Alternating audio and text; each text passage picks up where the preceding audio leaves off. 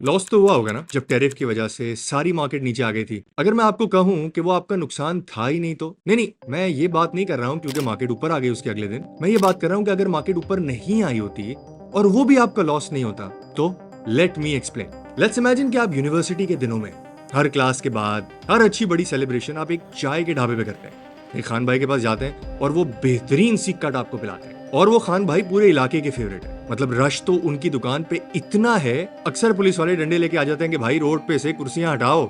एक दिन ये खान भाई आपके पास आते हैं और कहते हैं कि फुरकान भाई, ये रोड के उस पार देख रहे हो, यहाँ पे एक कोचिंग सेंटर है और आसपास के इलाके में कहीं भी कोई चाय वाला नहीं है। मैं सोचता हूँ वहां एक चाय का ढाबा खोलूं। आप सोचते हैं यार मैंने तो कभी इस तरह सोचा ही नहीं था। बट वंस अगेन जिसका बिजनेस होता है वही ग्रोथ के बारे में सोचता है। देन ही सेज फुरकान भाई, ये पूरा ढाबा बनाने में ना 1 करोड़ रुपए की इन्वेस्टमेंट है।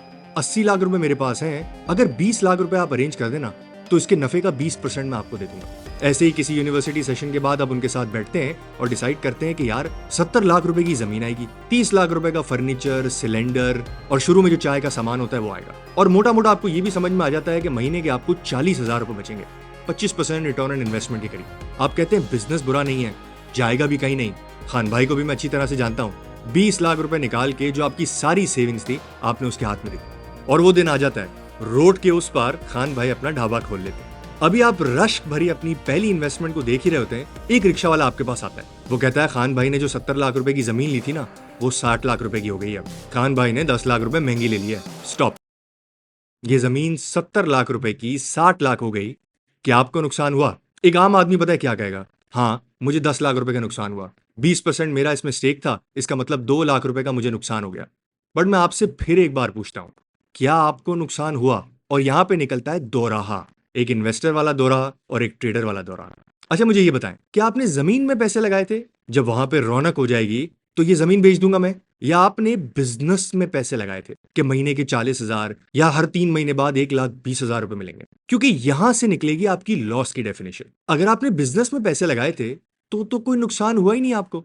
जमीन 60 लाख की हो, 70 की हो, 80 की हो, आपको तो महीने का मोटा मोटा 40,000 रुपए मिल रहा है। तो आपकी तो इन्वेस्टमेंट बिजनेस की थी ना। अब उसके पीछे उसने जो कुर्सियां खरीदी वो नीचे आ गई, जमीन खरीदी वो नीचे आ गई, आपको उससे क्या फर्क पड़ता है? बट हां, अगर आपने जमीन में पैसे लगाए थे, यानी आपको कोई इंटरेस्ट नहीं था उस बिजनेस के अंदर क्या है, खान भाई पैसे कैसे कमाएंगे, चाय कौन सी इस्तेमाल करेंगे, वहां पे कोचिंग सेंटर की पॉपुलेशन कितनी है, कितने लोग आके चाय पीने बैठेंगे, अगर आपको इन सब से कोई सरोकार नहीं था तो वाकई में आपका 2 लाख रुपए का नुकसान हो गया है।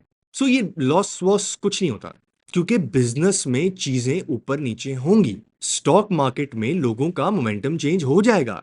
आज जो चीजें लोगों को अच्छी लग रही हैं वो कल महंगी लगेंगी, लेकिन उसके बाद थोड़े टाइम तक अगर वो शेयर वहीं खड़े रह गए तो फिर सस्ती लगने लगेंगी। यही लोग जो बेच के गए थे वो आके ले लेंगे। बट अगर आप इन्वेस्टर हैं तो आपको फर्क नहीं पड़ता, क्योंकि आपने प्रॉफिट के लिए, कैश फ्लो के लिए, डिविडेंड के लिए इन्वेस्टमेंट किया है उसके अंदर। इसीलिए ट्रंप के टैरिफ वाले दिन मार्केट आ गई थी नीचे 8,000 पॉइंट। किसी के लिए वो लॉस था और किसी के लिए वो लॉस था ही नहीं। अब जाते जाते एक और बात बता के चला जाऊं, अगर आपने मेरी लास्ट वीडियो नहीं देखी है तो वहां मैंने आपको एक्सप्लेन किया था कि अभी तो शुरुआत है, बहुत सारी चीजें ऊपर नीचे होंगी, बहुत सारे मुल्कों के बयानात आएंगे। किसी के लिए ये क्राइसिस बेनिफिशियल अपॉर्चुनिटी होगा, किसी के लिए क्राइसिस बर्बाद कर देगा। अपना एक फेवर जरूर करिएगा, अगर आपको बहुत लंबा नुकसान नहीं करना है ना, तो एक बार जरूर उठा के ये देख लीजिएगा कि आपने जो चीजें खरीदी हैं वो बिजनेसेस बाय किए हैं या स्टॉक प्राइसेस बाय किए हैं। क्योंकि अगर स्टॉक प्राइसेस बाय किए हैं तो आपके लिए अगले 6-8 महीने बहुत टफ हो सकते हैं। लेकिन अगर आपने बिजनेसेस बाय किए हैं तो मुझे नहीं लगता कि अक्सर बिजनेसेस के अंदर इन टैरिफ से कोई फर्क पड़ेगा।